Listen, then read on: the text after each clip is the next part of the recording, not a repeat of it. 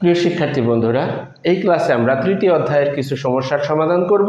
এই অধ্যায়টি মূলত পূর্ণ সংখ্যা নিয়ে আলোচনা করা হয়েছে। আসলে আমরা একটু সংক্ষেপে সংখ্যা সম্পর্কে জেনে নিই। সংখ্যা এই প্রথম ক্লাস থেকে অর্থাৎ প্রথম শ্রেণী থেকে দশম শ্রেণী পর্যন্ত, অর্থাৎ আমি বোঝাতে চাচ্ছি প্রাথমিক, নিম্ন মাধ্যমিক আর মাধ্যমিক, এই তিনটা পর্যায়ে যেসব সমস্যার অর্থাৎ যেসব গাণিতিক সমস্যার সমাধান করা হচ্ছে বা আমরা করে থাকি সেগুলো হচ্ছে বাস্তব সংখ্যা ভিত্তিক। এছাড়াও কি তাহলে অবাস্তব সংখ্যা আছে নাকি? না, অবাস্তব সংখ্যা নাই, কিন্তু উচ্চ মাধ্যমিকে গেলে তোমরা জটিল সংখ্যা সম্পর্কে ধারণা পাবে। জটিল সংখ্যা সম্পর্কে সেখানে কিছু প্রবলেমও আছে, সেই প্রবলেমগুলোর সমাধান জটিল সংখ্যার যে নিয়ম আছে সেই নিয়মে আমরা করব।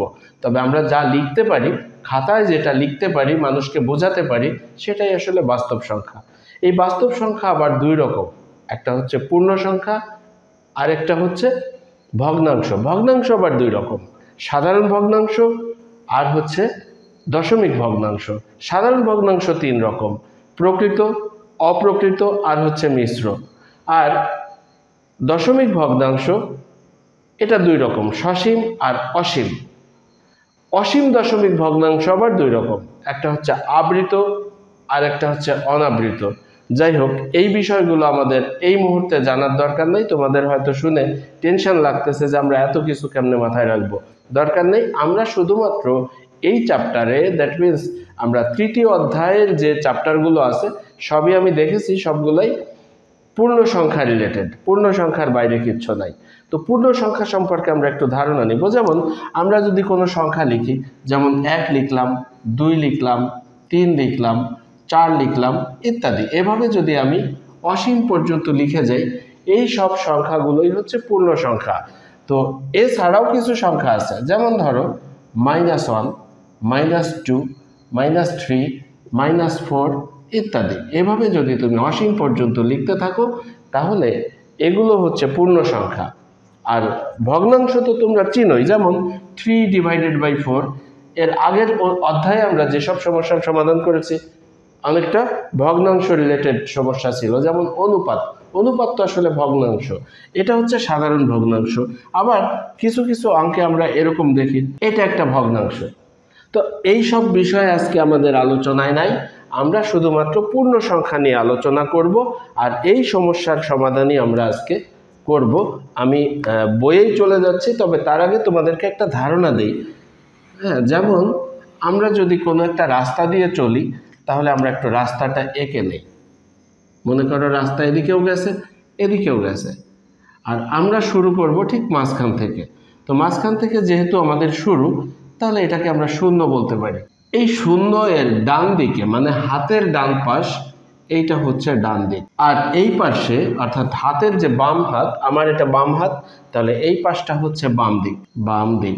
ওকে, শূন্য থেকে যত ডাইনে যাবা সবই পজিটিভ মানে প্লাস, আর বাম দিকে আসলে সেটা হবে মাইনাস মানে নেগেটিভ। যেমন আমি যদি শূন্যের পরে যাই, পূর্ণ সংখ্যা কি আছে, কোনো দশমিক হবে না, কিন্তু শুধুমাত্র পূর্ণ সংখ্যা 1, তারপরে 2, তারপর 3, তারপর 5 ইত্যাদি। যেহেতু এখানে তীর চিহ্ন দেওয়া আছে, তার মানে হচ্ছে অসীম পর্যন্ত। অসীম মানে একেবারে দুনিয়া ধ্বংস পর্যন্তও যদি তুমি লিখতে থাকো, এই লেখার কোনো শেষ হবে না। আবার ঠিক যদি বাম দিকে আমরা লেখা শুরু করি, -1, -2, -3, -4, -5 ইত্যাদি, এভাবে বাম দিকে লিখতে থাকলেও কোনো শেষ নাই, একেবারে ইনফিনিটি পর্যন্ত। আমরা একটা রেখার মাধ্যমে কিছু সংখ্যা প্রকাশ করলাম, এই রেখাটাকে বলা হয় সংখ্যা রেখা। তাহলে কি এটা? সংখ্যা রেখা। দেখো, সংখ্যা রেখায় কোনো একটা সংখ্যাকে যদি নির্দিষ্ট করে তুমি বলো, মনে করো বললে যে 5, এই 5কে চিহ্নিত করার জন্য এখানে একটা বৃত্তের মতো এঁকে দিয়ে সেটাকে ভরাট করে দিব। তার মানে হচ্ছে আমরা যে মানটা বলছি সেটা কত, +5। আর যদি হতো যে -5, তাহলে আমরা এই চিহ্নটা, এই যে এই ঘরটাকে এভাবে চিহ্ন দিয়ে ভরাট করে দিতাম। হতে পারে -1, তাহলে এই যে ঘরটা আছে -1, এইটাকে আমরা এরকম করে বৃত্ত দিয়ে ভরাট করে দিতাম। আচ্ছা, এই বিষয়গুলো একটু আলোচনা করে নিলাম, তোমাদের বুঝতে সুবিধা হবে। যে আমরা আরো একটা বিষয় তোমাদেরকে জানাতে চাই, সেটা হচ্ছে আমরা বাংলা ব্যাকরণে পড়েছি বিপরীত শব্দ, যেমন ভালো মন্দ, উত্তর দক্ষিণ, পূর্ব পশ্চিম, ছোট বড়, রাত দিন, শিখেছি না, উপর নিচ, এই বিষয়গুলো আমাদের আজকের আলোচনায় আজকের ক্লাসে থাকবে। ওকে, তাহলে আমরা বইয়ের সমস্যাতে যাই। দেখো 1 নম্বর প্রশ্নে কি বলেছে, নিচের বাক্যাংশগুলো বিপরীত অর্থে লিখো। তাহলে তোমরা আগে কি করবা, আগে লিখবা প্রদত্ত বাক্যটা লিখবা, তারপরে লিখবা বিপরীত অর্থে। আমি তোমাদেরকে বোঝানোর সুবিধার্থে আমি আর দ্বিতীয়বার লিখতেছি না, বাট তোমরা আগে বাক্যটা লিখবা, তারপরে বিপরীত অর্থে লিখবা। তো আমি এই যে দেখো, ওজন বৃদ্ধি, বৃদ্ধির বিপরীত কি, আমি সেটা লিখে দিচ্ছি, হ্রাস। কি ছিল, ওজন বৃদ্ধি ছিল, আমি কি লিখলাম, বিপরীত অর্থে লিখলাম ওজন হ্রাস। আচ্ছা, 30 কিলোমিটার উত্তর দিক, তাহলে আমি এখানে কত লিখব, উত্তরের বিপরীত কি, দক্ষিণ, তাহলে আমরা লিখব দক্ষিণ দিক। আচ্ছা, বাড়ি হতে বাজার 8 কিলোমিটার পূর্বে, এটার বিপরীত অর্থে কি হবে, পশ্চিমে, পূর্বের জায়গায় পশ্চিমে লিখে দিব, ব্যাস হয়ে গেল, পশ্চিমে। আচ্ছা, 700 টাকা ক্ষতি, ক্ষতির বিপরীত কি, লাভ, ক্ষতির বিপরীত লাভ। সমুদ্র পৃষ্ঠ থেকে 100 মিটার 100 মিটার উপরে, আমি কি লিখব, নিচে, বিপরীত অর্থে লিখতে বলেছে, অর্থাৎ অর্থ নিয়ে আমাদের চিন্তা করতে হবে না, যা ছিল তার বিপরীত শব্দগুলো বসিয়ে দিয়ে আমরা এই সমস্যাগুলোর সমাধান করব। 2 নম্বর প্রশ্নে বলছে, নিচের বাক্যগুলোতে উল্লেখিত সংখ্যাগুলো উপযুক্ত চিহ্ন সহকারে লেখো। প্রথম যে বাক্যটা দেওয়া আছে, কি দেওয়া আছে, একটি উড়োজাহাজ সমতল ভূমি থেকে 2000 মিটার উপর দিয়ে উঠছে, উপর দিয়ে উঠছে, এই যে উপর, উপরটা হচ্ছে পজিটিভ, নিচটা হচ্ছে নেগেটিভ, তাহলে আমরা এটা উত্তর হিসাবে কি লিখব, আমরা বাক্যটা আগে লিখব, তারপরে লিখব, অর্থাৎ যেহেতু উপরে তার মানে পজিটিভ, তাহলে আমরা প্লাস চিহ্ন দিব আর লিখব 2000 মিটার। এটা আসলে বাংলা 2 হয়ে গেছে, আমাদেরকে লিখতে হবে ইংরেজিতে। আচ্ছা, একটি ডুবোজাহাজ সমুদ্রপৃষ্ঠ থেকে 800 মিটার গভীরে চলছে, গভীরে মানে কি, বাতাসে না পানির নিচে, নিচে, আর নিচে মানে নেগেটিভ, তাহলে কি লিখবো আমরা, -800 মিটার। এটা ছিল কত, +2000 মিটার, আর এটা হচ্ছে -800 মিটার। 200 টাকা ব্যাংকে জমা রাখা, জমা রাখা মানে কি, আমার কাছে আছে, আমার কাছে না থাক ব্যাংকে আছে, যে কোনো সময় আমি তুলে আনতে পারি, এটা হচ্ছে ধনাত্মক, জমা রাখাটা ধনাত্মক, তাহলে +200 টাকা। বীজগণিতের সমস্যার সমাধান করার সময় ডিজিটগুলো অবশ্যই ইংরেজিতে লিখবে। আচ্ছা, 700 টাকা ব্যাংক থেকে ঋণ নেওয়া মানে কি, -700 টাকা, তার মানে হচ্ছে -700 টাকা। বোঝা গেল? প্রিয় শিক্ষার্থী বন্ধুরা, আমরা 3 নম্বর প্রশ্নের সমাধান করব। দেখো কি বলা হয়েছে, নিচের সংখ্যাগুলোকে সংখ্যা রেখায় স্থাপন করো। ঠিক আছে, স্থাপন করব। কোন সংখ্যাগুলোকে, কতে আছে +5, খতে -10, গতে +8, ঘতে -1, উমতে -6। আমি সমাধানটা এভাবে লিখছি, দেখো তোমাদের সুবিধার্থে, আমার যেহেতু বোর্ড আছে তাই আমি মুছে মুছে লিখতে পারবো, সেই জন্য আমি একটা টেকনিকে লিখছি। কিভাবে, তোমরা প্রত্যেকটা, যেমন ক নাম্বার প্রশ্নে যদি আমরা লিখতে চাই তাহলে কি লিখব, এভাবে সংখ্যা রেখার উপর ধনাত্মক পূর্ণ সংখ্যা +5 স্থাপনের জন্য শূন্য বিন্দু সংখ্যা রেখা কোনটা, এই যে দেখো, এটা হচ্ছে সংখ্যা রেখা, যার শূন্য বিন্দু হচ্ছে এইটা, এই বিন্দুটা হচ্ছে শূন্য বিন্দু।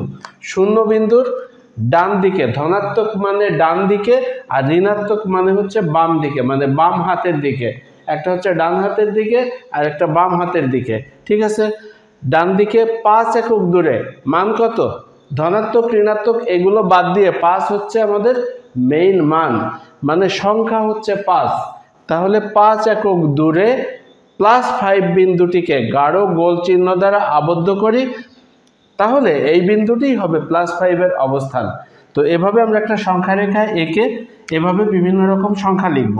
তো সংখ্যা না লিখলেও কোনো সমস্যা নেই, আমরা যদি একক একক করে এভাবে ভাগ করে দিয়ে যাই, যেমন 1 2 3 4 5 6 7 9 8 9 10, এবার এদিকে -1 -2 -3 -4 -5 -6 -7 -8 -9 -10, এভাবে ইনফিনিটি পর্যন্ত। তো এখন দেখো, আমরা যদি সংখ্যাগুলো না লিখি কোনো সমস্যা নেই, তবে লিখে দেওয়া ভালো। ডান দিকে যাব আর কত, 5 একক দূরে, তাহলে এটা হচ্ছে 0, এটা কত, 1 2 3 4 5, এ ঘরে কি করতে হবে, একটা গোল চিহ্ন, গাঢ় গোল চিহ্ন দিতে হবে। তাহলে এই যে +5, এটার মান কত? +5, এই যেখানে লেখাই আছে, দেখো এখানে আমি প্লাস চিহ্ন দেইনি, প্লাস চিহ্ন না থাকা মানেও তো প্লাস চিহ্ন, তাই না? তাহলে +5 হচ্ছে এই বিন্দুর অবস্থান, অর্থাৎ এই বিন্দুটাই হবে +5 এর অবস্থান। ওকে, এবার যদি আমরা খ নাম্বার প্রশ্নের উত্তর দেই, দেখো আমি আবার তোমরা আবার নতুন করে লিখবা, কিন্তু আমি আর লিখছি না, আমি একটু টেকনিক করব। এটা হচ্ছে খ। খ এর জন্য আমরা কি করব? দেখো খতে আছে কত? -10, তাহলে কিন্তু এবার ধনাত্মক না, এটা হচ্ছে ঋণাত্মক। তাহলে আমরা ঋণাত্মক লিখব। সংখ্যা রেখার উপর ঋণাত্মক পূর্ণ সংখ্যা কত? -10। -10 স্থাপনের জন্য শূন্য বিন্দুর ডান দিকে না, এবার হবে বাম দিকে। মাইনাস হইলে বাম দিকে, তাহলে ডাইনের জায়গা হয়ে গেল বাম দিকে। কত একক দূরে? এবার সংখ্যার মান কত? মান হচ্ছে 10, তাহলে 10 একক দূরে। এটা +5 বিন্দু হবে না, এটা হবে কত? -10। এত বিন্দুকে গাঢ় গোল চিহ্ন দ্বারা আবদ্ধ করি, তাহলে এই বিন্দুটিই হবে কত? -10 এর অবস্থান। বোঝা যায়? তাহলে এবার এইটার আর অস্তিত্ব থাকবে না, এটাকে একটু মেরামত করে দেই, আগের মতো করে দিলাম। মানে এটা যেহেতু আলাদা অঙ্ক, আলাদাভাবে আঁকতে হবে, আলাদাভাবে লিখতে হবে। কত? -10, 1 2, এই যে এটা হচ্ছে 0, 1 2 3 4 5 6 7 8 9 10। এই বিন্দুটাকে আমরা গাঢ় গোল চিহ্ন দ্বারা আবদ্ধ করে দিব। তাহলে এটাই হচ্ছে খ নম্বর প্রশ্নের সমাধান। এবার আসো গ নম্বরে কত আছে? +8। তাহলে আমরা এবার গ নম্বর প্রশ্নের সমাধান করব। তাহলে এখানে দেখো এইটা আবার ঋণাত্মক না, এটা কি? ধনাত্মক। তাহলে আবার এটাকে ধনাত্মক লিখব। এটা কিন্তু আবার নতুন প্রশ্ন, মানে গ নম্বর প্রশ্নের সমাধান, আগেরটা তো হয়ে গেছে। এবার আমরা গ নম্বর প্রশ্নের সমাধান করব। এবার কি? পূর্ণ সংখ্যা কত? +8। তাহলে +8 স্থাপনের জন্য শূন্য বিন্দুর, এবার আবার বাম দিকে না, কোন দিকে? যেহেতু প্লাস, তার মানে হচ্ছে ডান দিকে, আমরা লিখব ডান দিকে। আচ্ছা, এটা কত একক দূরে যাবে? 8 একক। এখানে চিহ্ন দেওয়া লাগবে না, এইখানে চিহ্ন দেওয়া লাগবে না, কিন্তু বাকি যেখানে যেখানে আমি চিহ্ন দিয়ে দিয়েছি এই সব জায়গাতে তোমরা অবশ্যই চিহ্ন ব্যবহার করবা। তার মানে হচ্ছে +8 বিন্দুটিকে গাঢ় গোল চিহ্ন দ্বারা আবদ্ধ করি, তাহলে এই বিন্দুটিই হবে কত? +8 এর অবস্থান। তাহলে এইটাকে আবার একটু মেরামত করতে হবে আমাদের, যেহেতু এটা নতুন অঙ্ক। এটা ছিল কত? +10। আমরা যাব কোথায়? শূন্য বিন্দু থেকে ডান দিকে +8। তাহলে 1 2 3 4 5 6 7 8। আচ্ছা, এই ঘরগুলো যদি তুমি এভাবে লিখে নাও যে 1 2 3 4 5 6 আর -1 -2 -3 এভাবে যদি লিখে নাও, তাহলে আর ঘর গোনার দরকার হয় না। যদি অ্যাকুরেটলি লিখো, তাহলে আমরা জাস্ট +8 এর উপর এসে আমরা এই গাঢ় গোল চিহ্ন দ্বারা আবদ্ধ করে দিব। তাহলে +8 এর অবস্থান হবে এই বিন্দু। ক্লিয়ার? এবার আসি ঘ নাম্বারে। ঘ নাম্বারে কি আছে? ঘ নাম্বারে আছে হচ্ছে -1। তাহলে এবার এইটা কিন্তু আবার ধনাত্মক না, কি হবে? ঋণাত্মক। তাহলে এটা লিখব ঋণাত্মক। কত? -1। -1 স্থাপনের জন্য শূন্য বিন্দুর, এবার আবার ডান দিক থেকে হবে না, হবে কোথায়? বাম দিক থেকে। তাহলে বাম দিকে কত একক?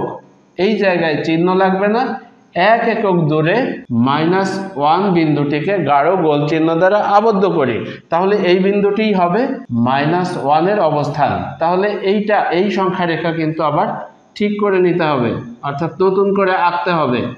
কত? -1, এই যে -1, এভাবে আমরা চিত্র এঁকে দিব। আচ্ছা, ঘয়ের পরে কি? উম নাম্বার। উম নাম্বারে কি আছে? -6। তাহলে 1 এর জায়গা হয়ে যাবে 6। 1 এর জায়গায় আমরা লিখব 6। যত জায়গায় 1 আছে তত জায়গায় 6 হয়ে যাবে। আর যেহেতু এটা মাইনাস ছিল, তাহলে বাম দিক থেকেই থাকবে। হ্যাঁ, সংখ্যা রেখার উপর ঋণাত্মক পূর্ণ সংখ্যা -6 স্থাপনের জন্য শূন্য বিন্দুর বাম দিকে 6 একক দূরে -6 বিন্দুটিকে গাঢ় গোল চিহ্ন দ্বারা আবদ্ধ করি, তাহলে এই বিন্দুটি হবে -6 এর অবস্থান। তাহলে সেই অবস্থানটাকেও আমরা একটু চিহ্নিত করব। কিভাবে? -6 কোথায়? এই যে এইটা হচ্ছে -6। বোঝা গেল? হ্যাঁ, একটা সমস্যা আছে, সেটা হলো আমি দেখো দূরে বানানে কিন্তু রস্যকার লিখেছি। কেন রস্যকার? এইটা তোমাদেরকে একটু বলে দেই। যদি দূরটা অনেক দূর হয়, অনেক দূর, মানে অসীম দূর, অথবা অনেক দূর বোঝায় তাহলে দীর্ঘকার হয়। আর যদি কাছে দূরে হয়, এই দূরে তো বেশি দূরে না, তাই না, অল্প দূরে, তাহলে এই অল্প দূরে হলে হ্রস্বকার, আর বেশি দূরে হলে দীর্ঘকার। আশা করি বুঝতে পেরেছো, তোমরা অঙ্কগুলো তুলে নাও। 4 নম্বর প্রশ্নে বলা হয়েছে কোন একটি নির্দিষ্ট দিনে বিভিন্ন দেশের 4টি স্থানের তাপমাত্রার তালিকা নিম্নে উল্লেখ করা হলো। আচ্ছা, স্থানের নাম কি আছে? ঢাকা, কাঠমান্ডু, শ্রীনগর, রিয়াদ। 4টা শহরের নাম আছে, অর্থাৎ স্থানের নাম ঢাকা, কাঠমান্ডু, শ্রীনগর, রিয়াদ। তো ঢাকার ঘরে লেখা আছে 0 ডিগ্রি সেলসিয়াসের উপরে 30 ডিগ্রি সেলসিয়াস। কাঠমান্ডুর তাপমাত্রা দেওয়া আছে 0 ডিগ্রি সেলসিয়াসের নিচে 2 ডিগ্রি সেলসিয়াস। শ্রীনগরের তাপমাত্রা দেওয়া আছে 0 ডিগ্রি সেলসিয়াসের নিচে 5 ডিগ্রি সেলসিয়াস। আর রিয়াদের তাপমাত্রা আছে 0 ডিগ্রি সেলসিয়াসের উপরে 40 ডিগ্রি সেলসিয়াস। এখন ফাঁকা কলামে কি হবে? আচ্ছা, প্রশ্ন ছিল কোনো নির্দিষ্ট দিনে বিভিন্ন দেশের 4টি স্থানের তাপমাত্রার তালিকা নিম্নে উল্লেখ করা হলো।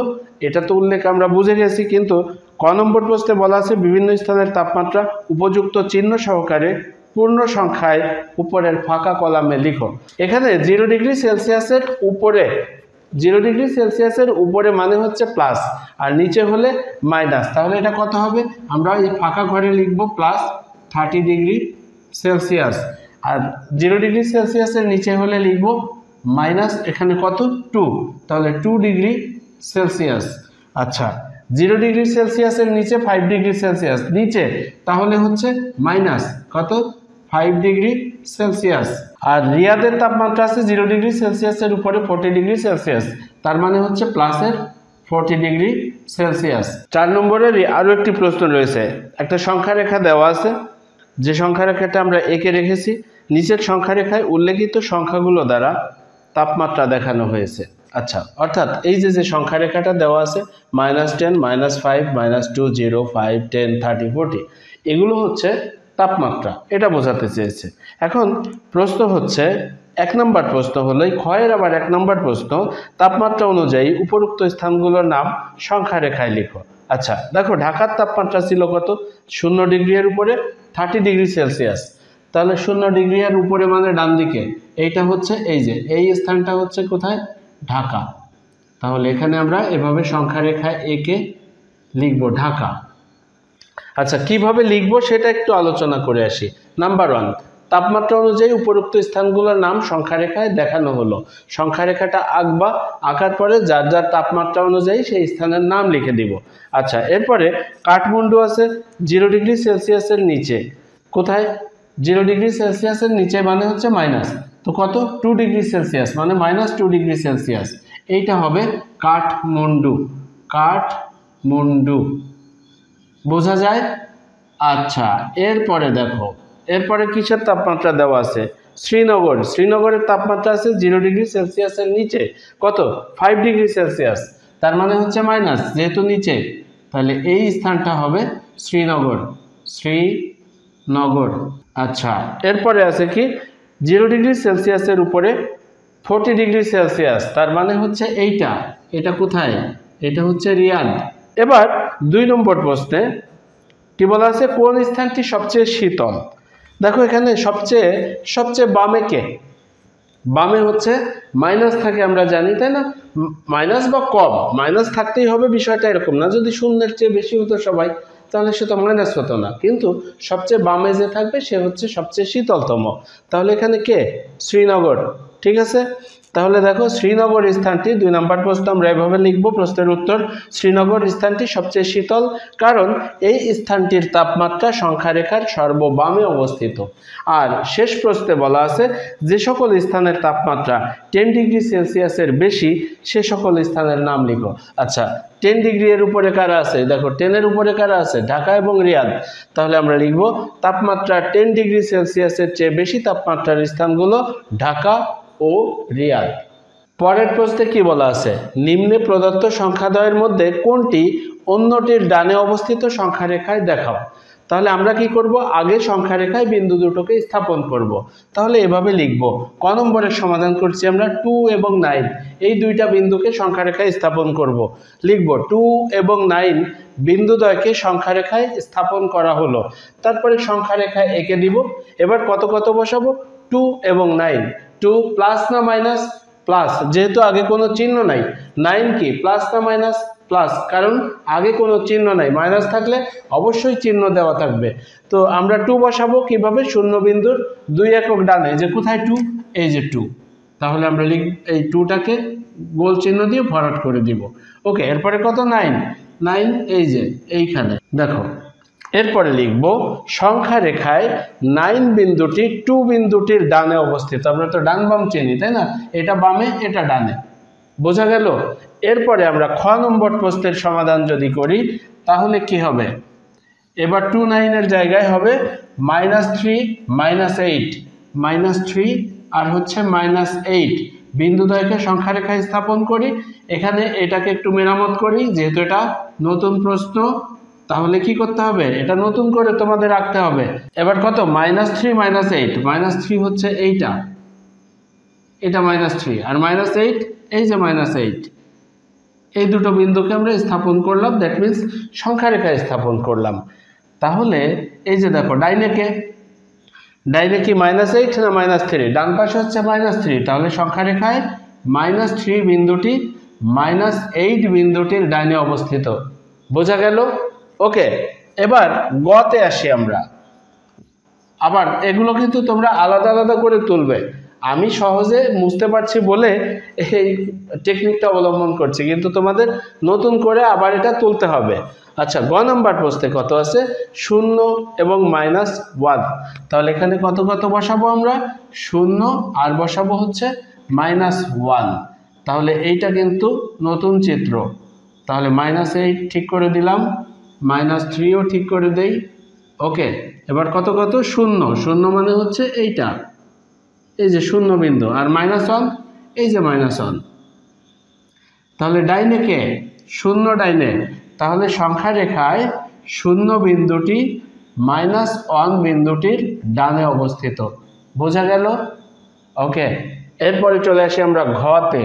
ঘ নম্বর প্রশ্নে কি বলা আছে, ঘ নম্বরে বলা আছে -11 আর হচ্ছে +10। তাহলে -11 এবং +10 এই দুটোকে আগে সংখ্যা রেখায় স্থাপন করব। তবে তার আগে নতুন চিত্র যেহেতু আবার সংখ্যা রেখা আঁকতে হবে। -11 মানে হচ্ছে এইটা, আর কত, +10 মানে এই যে এইটা, এই যে বিন্দু স্থাপন করা মানে এই গোল বৃত্ত দ্বারা ভরাট করা। এখানে কে ডাইনে, 10 ডাইনে, +10 ডাইনে, কার ডাইনে, -11 এর। তাহলে +10 বিন্দুটি -11 বিন্দুটির ডানে অবস্থিত।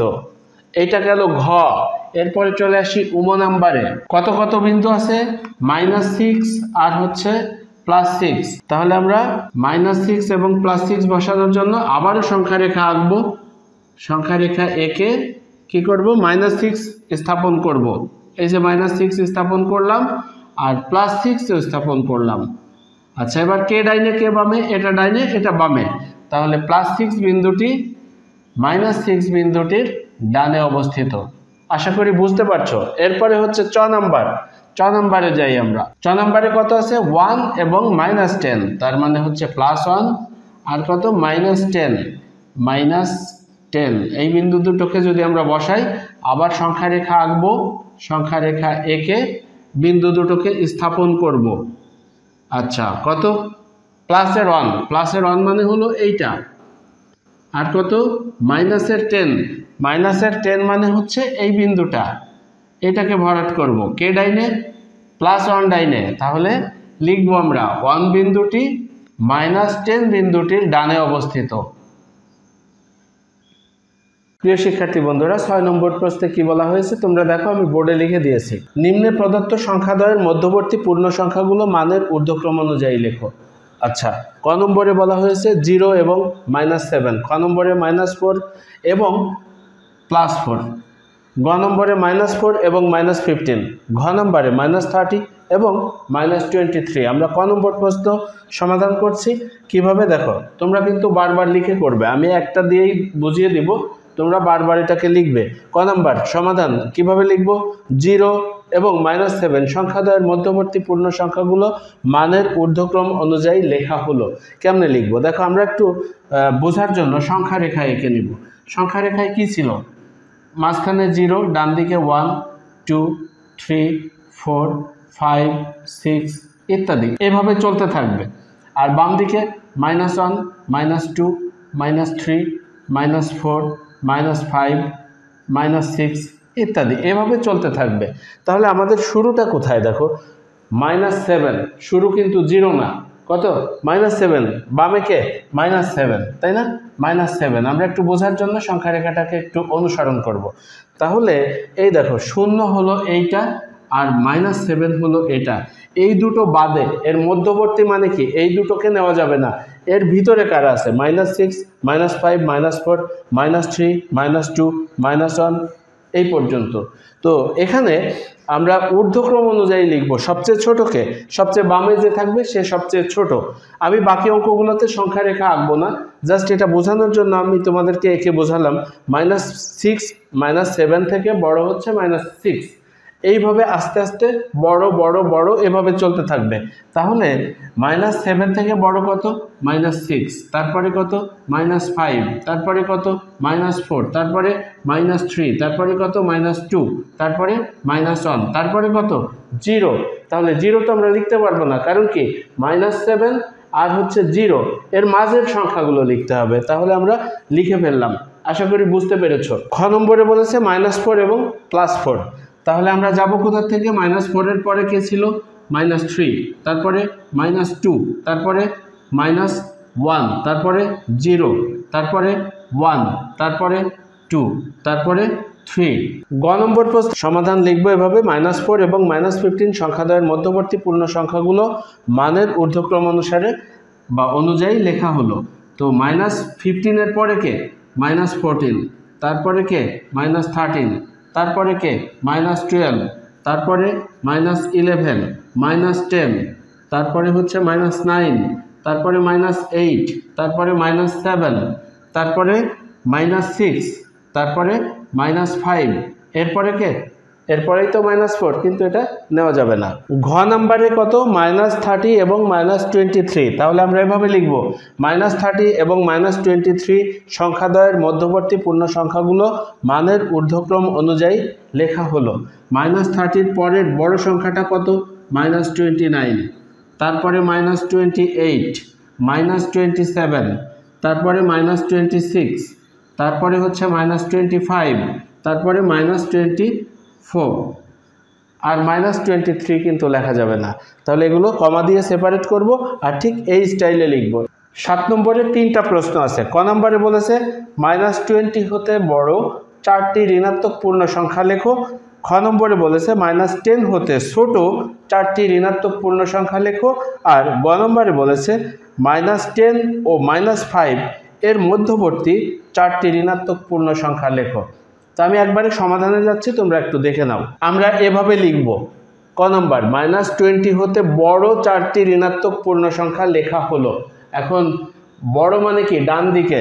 তাহলে এভাবে লেখার পরে আমি কি করব, -20 পরে ডান দিকে কে ছিল, -19, -18, -17, -16। আচ্ছা, আমরা কিন্তু ঋণাত্মক 4টা পূর্ণ সংখ্যা লিখলাম যা -20 হতে বড়।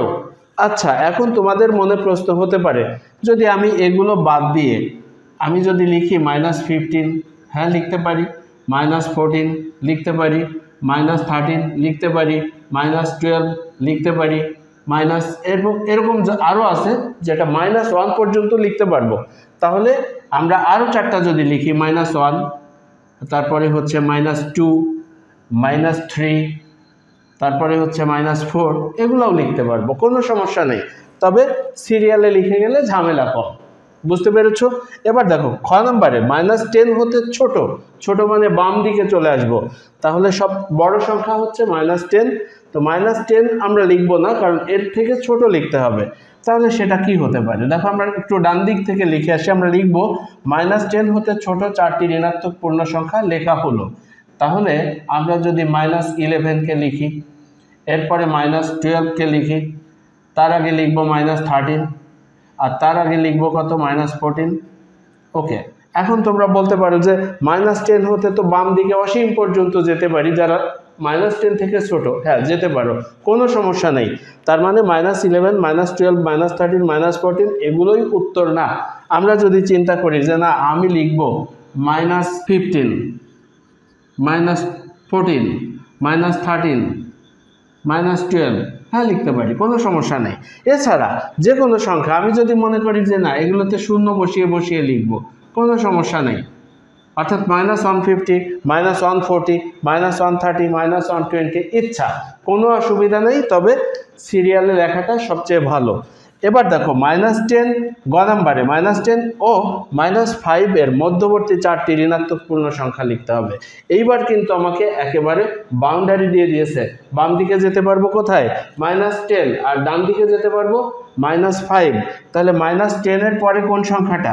-9, তারপরে -8, তারপরে কত? -7, তারপরে -6। এর বাইরে যাওয়ার কোনো সুযোগ নেই, আছে কি? 8 নম্বর প্রশ্নে বলেছে নিচের বাক্যগুলোর পাশে সত্য হলে স এবং মিথ্যা হলে মি লেখো। আচ্ছা, লিখলাম, সেটা সমস্যা না। মিথ্যা হলে আবার বাক্যটি শুদ্ধ করে লিখতে হবে, এই ইনস্ট্রাকশনও দেওয়া আছে। আচ্ছা ঠিক আছে, আমরা সরাসরি সমাধানে চলে যাই। ক নম্বরে সংখ্যা রেখায় -10 এর ডানে -8। আমরা তো নিশ্চয়ই জানি ডাইনে কে আর বামে কে। দেখো আমরা একটা সংখ্যা রেখা আঁকার চেষ্টা করি। এটা যদি 0 হয়, এটা হচ্ছে -1, -2, যত বামে আসছে তত হচ্ছে মান বাড়ছে, কিন্তু আসলে এই ঋণাত্মক থাকার কারণে সে সংখ্যাটা ছোট হয়ে যাচ্ছে, তাই না? -3, তাহলে এরপরে হচ্ছে -4, -5, -6, এরপরে কি আসবে? -7, তারপরে কি আসবে? -8, এভাবে চলতে থাকবে। তাহলে একটা সময় এসে -8, -9, তারপরে পাওয়া যাবে -10। আচ্ছা, তাহলে -10 এর ডানে -8, কথা কি সত্য? হ্যাঁ, কারণ -10 আরও এদিকে, আরও বামে অবস্থিত। তাহলে -10 থেকে -8 ডানে অবস্থিত, এইটা হচ্ছে সত্য। তাহলে আমরা লিখলাম স। আচ্ছা, এবার দেখো সংখ্যা রেখায় -60 এর ডানে -70। যার মান বড় সে কি? মাইনাস হলে সে ছোট। তাহলে এইটা কি? ছোট, আর ছোট মানেই বামে। তাহলে এটা আসলে ডানে লিখেছে। কি বলেছে? সংখ্যা রেখায় -60 এর ডানে -70। এটা কি? এটা আসলে মিথ্যা। তাহলে আমরা লিখব মি। শুদ্ধ কি হবে? শুদ্ধ হবে সংখ্যা রেখায় -60 এর বামে -70। আচ্ছা, গ নম্বরে কি বলেছে? সবচেয়ে ছোট ঋণাত্মক পূর্ণ সংখ্যা -1। এই কথা কি সত্য? না, কারণ কি? সবচেয়ে ছোট কত সংখ্যা সেটা কেউ জানে না, আমরা কেউই জানি না। তাহলে কারণ কি? এটা অসীম পর্যন্ত। তো অসীম পর্যন্ত যদি হয়, আমরা দেখো -1 এর পরেই কত? 0, এর পরেই ধনাত্মক সংখ্যা চলে আসছে। তাহলে সবচেয়ে বড়, এটা হচ্ছে আমরা কি লিখব? মিথ্যা লিখব। এটা মিথ্যা। শুদ্ধ বাক্যটা হবে সবচেয়ে বড় ঋণাত্মক পূর্ণ সংখ্যা -1। এর চেয়ে আর বড় কোনো ঋণাত্মক পূর্ণ সংখ্যা নাই, পৃথিবীতে নাই। আচ্ছা, এর পরের প্রশ্নে বলছে -20 এর চেয়ে -26 বড়। আদৌ না। এটা কি? এটা অবশ্যই মিথ্যা। মান যত বেশি আর তার আগে যদি মাইনাস চিহ্ন থাকে, সে হবে তত ছোট। তাহলে -20 এর চেয়ে -26 বড়, এই কথাটা মিথ্যা। শুদ্ধ কি হবে? -20 এর চেয়ে -26 ছোট।